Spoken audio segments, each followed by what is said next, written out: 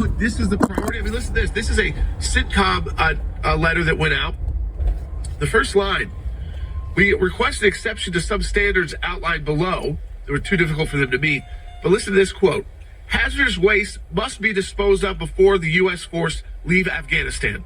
Not our Afghan allies must have a plan to be relocated before the U.S. leaves Afghanistan.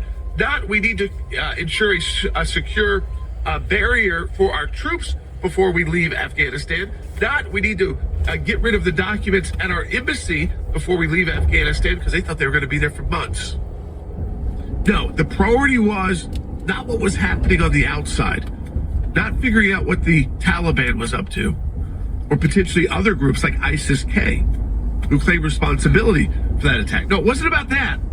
It was, the focus was on making sure we left no hazardous waste behind. That's that's the problem of the climate religion, is that it gets people killed. Right, it ends up being the lead focus.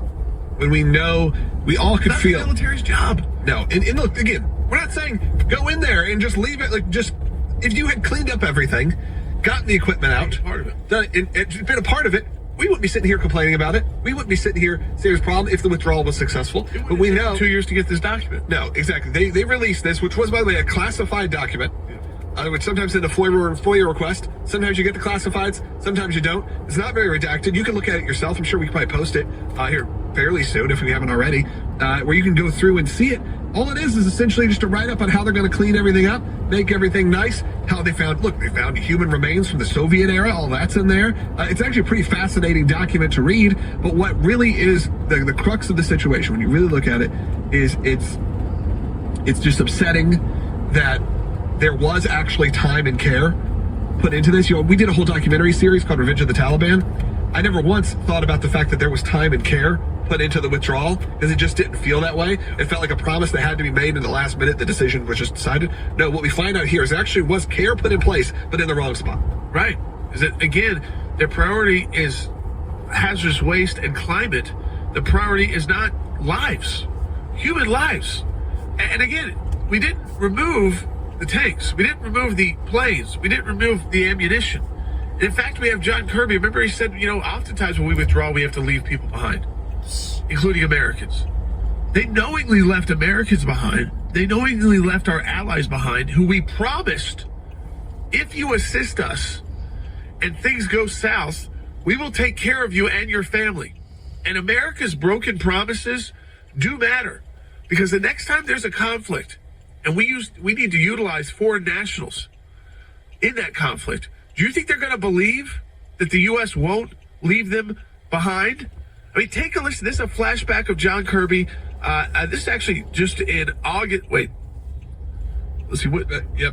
August of 2021. So 2 years ago, the same time we filed this FOIA. Take a listen. So what does that look like? How does diplomacy get those people out of the Taliban-controlled Afghanistan?